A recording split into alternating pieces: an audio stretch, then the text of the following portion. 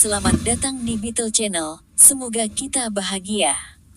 Jangan lupa subscribe, like, komen dan share agar channel ini semakin berkembang.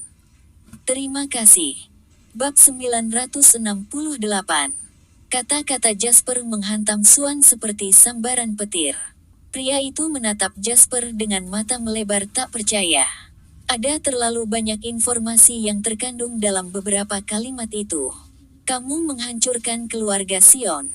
Galangan kapal keluarga Sion adalah milikmu. Siapa kamu? Shaun meraung dalam ketakutan dan kemarahan. Pada saat ini, Mary juga menyadari bahwa ada sesuatu yang salah. Namun, bukan berarti dia mau mempercayai firasatnya. Jangan dengarkan dia, Shaun, dia hanya teman Greg. Coba pikirkan, teman luar biasa seperti apa yang bisa dimiliki Greg. Kami akan mendengar tentang dia jika dia sekuat yang dia klaim, tetapi kami tidak melakukannya. Selain itu, mengapa Greg tidak mengatakan apa-apa tentang itu sebelumnya? Kamu tahu orang seperti apa Greg? Dia bersedia dan senang diperintah selama itu berarti dia memiliki atap di atas kepalanya dan makanan untuk dimakan. Jasper melirik Mary dengan acuh tak acuh. Dia bahkan tidak perlu mood untuk menjelaskan apapun tentang wanita seperti ini. Meskipun demikian, Swan jelas panik. Tidak seperti Mary, Shaun adalah orang yang bertanggung jawab atas bisnis keluarga Wellington. Dia tahu cara kerja bagian dalam industri seperti punggung tangannya. Ambil contoh perusahaan besar di Harbor City. Sementara Shaun belum mencapai tingkat kepentingan untuk langsung menghubungi pemilik perusahaan, dia setidaknya tahu bahwa pemilik nama keluarga adalah Head. Ini adalah sesuatu yang hanya diketahui oleh orang-orang yang akrab dengan industri ini. Shaun yakin Jasper telah mengatakan yang sebenarnya. Ketika dia memikirkan hal ini, Shaun mulai gemetar. Dia bukan satu-satunya, karena bahkan Greg memandang Jasper dengan tidak percaya. Greg selalu melihat Jasper sebagai anak yang agak tertutup dari keluarga miskin yang tidak tahu bagaimana berbicara dengan orang asing. Greg suka menganggap dirinya seseorang yang dulu memiliki mimpi dan ambisi. Dia ingin menjadi multijutawan di usia muda, tetapi dia tidak ingat Jasper pernah memiliki mimpi atau hasrat seperti itu. Jika ada, Jasper tampak seperti orang yang puas dengan kehidupan yang damai dan sederhana. Greg berpikir bahwa orang seperti Jasper paling cocok untuk mengatur jam kerja dengan gaji tetap. Itu bukan gaya hidup mewah, tapi setidaknya itu sederhana, dan dia tidak akan mati kelaparan. Pergantian peristiwa yang tiba-tiba membangun kembali pemahaman Greg tentang pria itu. Sejak mereka bersatu kembali, dia menyadari bahwa perilaku Jasper sangat berbeda dari sebelumnya. Pria yang percaya diri dan energi ini bersinar terang dari dalam keluar. Ini bukan lagi Jasper yang sama yang dia kenal saat itu. Bukan lagi anak laki-laki introvert yang tidak bisa bercakap-cakap dengan gadis-gadis dan terlalu bangkrut untuk menyesuaikan diri. Tak lama kemudian, Lucas tiba dengan sekelompok besar orang di belakangnya saat dia mengantar seorang pria berusia 50-an ke dalam ruangan. Menyadari bahwa keluarga Shaun juga ada di rumah ketika dia tiba, Lucas terkejut sesaat sebelum dia tertawa dingin. Kemudian, dia berjalan ke Jasper dan menyapa pria itu dengan sopan, "Saya sudah membawanya, Tuan Lane." Bab 969. Ekspresi Shaun tenggelam sepenuhnya pada sapaan itu. Sebagai pesaing terbesarnya di Bragg County, Shaun dan Lucas telah bertemu beberapa kali. Dia juga tahu bahwa Lucas adalah manajer sebenarnya dari galangan kapal keluarga Sion. Pasangan tua yang mengawasinya adalah orang luar yang tidak tahu apa-apa. Perilaku sopan Lucas terhadap Jasper langsung mengkonfirmasi semua klaim Jasper dari sebelumnya. Jasper melirik pria yang dibawa Lucas. Tua dan membungkuk, ekspresi pria itu dipenuhi ketakutan dan kegelisahan. Itu adalah pemandangan yang agak menyedihkan. "Siapa namamu?" Pria itu menggigil dan menjawab dengan ekspresi sedih dan aksen Bragg County yang kental, "Dwight Hewitt." "Saya tidak akan membuang waktu untuk omong kosong yang tidak perlu, dan saya yakin Anda sangat menyadari apa yang telah Anda lakukan." Lihatlah sekeliling ruangan, apakah ada orang di sini yang berkonspirasi dengan Anda? Ekspresi Shaun langsung menjadi gelap mendengar kata-kata Jasper. Dia memelototi Dwight dengan ganas. Sama seperti pria itu memandang Shaun dengan ragu-ragu. Untuk apa kau melihatku, Pak Tua? Perhatikan kata-katamu, tidak ada seorang pun di Brack City yang berani menjebakku untuk sesuatu yang tidak aku lakukan, kata Shaun menggigit. Apakah aku bertanya padamu? Jasper menatap Shaun. Atau apakah ini yang bersalah yang berbicara? Sehun sangat marah. Kamu pikir kamu siapa? Apa hubungannya aku berbicara denganmu? Kau akan segera tahu siapa aku, jawab Jasper acuh tak acuh. Dengan itu, dia menoleh ke Dwight dan berbicara, situasinya masih diklasifikasikan sebagai urusan internal galangan kapal. Anda semakin tua dan saya percaya Anda dipaksa dan tidak punya pilihan lain. Jadi, saya akan membuat Anda 2 janji. Janji nomor 1, tidak ada yang akan bisa mengancam keselamatan Anda atau keluarga Anda setelah ini selesai. Janji nomor 2, selama Anda jujur dan mau menunjukkan siapa orang itu, serta memberitahu saya detail konspirasi Anda, maka saya tidak akan menyelidiki lebih lanjut atau meminta pertanggungjawaban Anda. Menahan tawanan Dwight tidak pernah menjadi bagian dari rencana Jasper. Orang-orang seperti Dwight terlalu kecil untuk menjadi pion Jasper, jadi tidak ada gunanya menargetkan pria itu. Yang dia butuhkan hanyalah menggunakan tahi lalat ini sebagai bukti keadaan giliran dan mengungkap pelaku sebenarnya di balik itu semua. Seperti yang diharapkan, Dwight mengatupkan rahangnya setelah dia mendengar Jasper, lalu menunjuk ke arah Shaun. Itu dia, manajer umum galangan kapal keluarga Wellington. Dialah yang menemukan saya dan menyuruh saya untuk bekerja sama dengannya.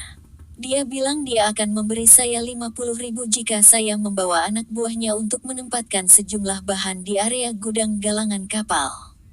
Entah saya bekerja sama dan mengambil 50.000, atau saya menolak dan dia menyakiti anak-anak saya. Bapak, lain, Tuan Watler, aku benar-benar tidak bermaksud membahayakan galangan kapal. Saya telah bekerja di galangan kapal selama beberapa dekade, saya suka tempat itu. Aku adalah alasan yang mengerikan bagi seorang manusia. Dwight mulai menamparkan dirinya sendiri dengan keras saat dia berbicara, seolah dia telah menemukan jalan keluar untuk melampiaskan terornya. Shaun benar-benar frustrasi ketika mendengar tuduhan Dwight. Dia meraung ketakutan dan marah, omong kosong macam apa itu, Pak Tua? Apakah Anda ingin mati? Aku akan membunuhmu saat kamu berjalan keluar dari pintu ini, aku bilang. Siapa yang bisa kamu bunuh? Jasper berbicara tanpa terpengaruh. Pengakuannya sangat jelas, Shaun. Apa lagi yang harus kamu katakan untuk dirimu sendiri? Shaun mendidih di tempat. Ketakutan memenuhi matanya tetapi dia tidak berani mengatakan apa-apa, karena dia sibuk memikirkan solusi. Pada saat itu, Mary melangkah maju dan menunjuk hidung Jasper saat dia berteriak. Kamu pikir kamu siapa? Jadi bagaimana jika Anda adalah pemilik galangan kapal yang bodoh? Apa yang bisa Anda lakukan untuk keluarga Wellington? Penipuan dan kebohongan lazim di semua bisnis. Anda tidak memiliki siapapun untuk disalahkan ketika ketidakmampuan Anda yang menyebabkan kami mendapatkan pesanan sebagai gantinya. Jasper tersenyum. Jadi, mengikuti alur logika ini, selama kamu cukup mampu, apapun yang kamu lakukan adalah benar. Baiklah kalau begitu. Ingat kata-kata Anda dan jangan menyesalinya. Saya suka menunjukkan kepada orang-orang seperti Anda betapa mampunya saya. Saat mereka berbicara, sosok yang agak gemuk bergegas masuk ke ruangan. Bab 970. Orang ini adalah Baxter, yang melesat dari hotel. Ekspresinya berubah drastis ketika dia menyadari bahwa Jasper juga ada di sana. Mata Shaun dan Mary bersinar ketika mereka melihatnya. Mereka hendak mendekati Baxter, namun pria itu mengabaikan mereka dan langsung menuju Jasper. Membungkuk dengan sopan sampai-sampai kepalanya mungkin juga berada di antara kedua kakinya, Baxter berbicara dengan suara gemetar dan keringat dingin membasahi alisnya. Tuan Lain, mohon ampun. Hanya Tuhan yang tahu apa yang dialami Baxter.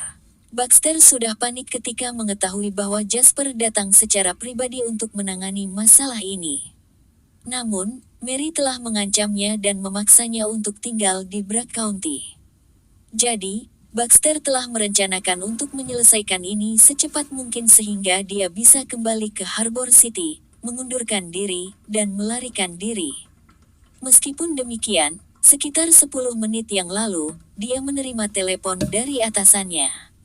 Atasannya, seorang pria yang suka melempar orang yang menyakitinya ke laut untuk memberi makan hiu, hanya mengatakan satu hal. Kamu tidak boleh menyinggung Jasper, aku juga tidak ingin membuatnya kesal. Jika ada semacam konspirasi di balik ini, lebih baik Anda menyelesaikannya sendiri. Jangan pernah berpikir untuk kembali jika Anda tidak bisa menghaluskannya. Hemat usaha saya, lompat ke perairan Bragg County dan bunuh diri. Karena itu, Baxter tahu atasannya kesal. Dia tidak terlalu memikirkannya karena ancaman Mary tidak lagi penting. Dengan itu, Baxter berlari agar dia bisa memohon pengampunan Jasper secepat mungkin. Baxter tidak tahu trauma psikologis apa yang disebabkan oleh tindakannya terhadap Mary dan saudara laki-lakinya. Dari sikap Baxter saat ini, bahkan seorang idiot pun dapat mengetahui bahwa Jasper adalah sosok yang tangguh dan seseorang yang bahkan Baxter, seorang pria dari sebuah perusahaan besar di Harbor City, tidak berani menyinggung perasaannya. Jangankan keluarga Wellington, Shaun dan Mary saling bertukar pandang ketakutan. Jasper memandang Baxter dan bertanya dengan tenang, pengampunan. Apa kesalahanmu yang membutuhkan pengampunanku? Baxter menyeka keringat di dahinya. Memahami arti di balik kata-kata Jasper, dia berbicara dengan ekspresi sedih, aku akan memberitahumu segalanya. Misi saya sederhana ketika saya pertama kali tiba dari Harbor City. Kemitraan adalah sesuatu yang sudah dikonfirmasi oleh atasan saya, jadi yang harus saya lakukan hanyalah menandatangani kontrak atas nama perusahaan. Itu hanya formalitas. Tetapi Mary dan Shaun tiba-tiba menemukan saya pada waktu itu dan mereka mengatakan kepada saya bahwa mereka bersedia membayar saya secara diam-diam 20% dari nilai kesepakatan jika saya melepaskan kemitraan dengan galangan kapal Anda dan bermitra dengan mereka sebagai gantinya. Lalu Mary tinggal bersamaku malam itu dan aku tidak bisa menahan godaan. Baxter bahkan tidak melihat kulit pucat saudara kandung Wellington itu saat dia terus berbicara. Namun, karena Tuan Head adalah orang yang memutuskan kemitraan, saya tidak dalam posisi untuk mengubah apapun. Jadi mereka datang dengan sebuah rencana. Mereka mengatakan bahwa mereka akan mengirim sekelompok pelat baja bermutu rendah, dan yang perlu saya lakukan hanyalah memeriksa galangan kapal dan menunjukkannya pada waktu yang disepakati. Saya melakukan apa yang mereka minta dan menemukan pelat baja bermutu rendah seperti yang dijanjikan. Setelah ini, segala sesuatu yang lain hanya jatuh ke tempatnya. Saya memberitahu atasan saya tentang situasinya dan dia memutuskan untuk menyerah pada kemitraan. Lagi pula, ini adalah 3 pengiriman 5.000 ton kontrak yang melibatkan puluhan juta. Atasan saya akan ditempatkan di tempat yang sulit jika terjadi sesuatu pada kapal-kapal itu. Baxter memperhatikan ekspresi Jasper dengan cermat, tetapi dia tidak bisa membacanya sama sekali. Ekspresi Jasper sangat tenang, tanpa kemarahan, keterkejutan, atau kejutan. Seolah-olah dia sudah tahu segalanya sejak awal. Bersambung, terima kasih untuk dukungannya.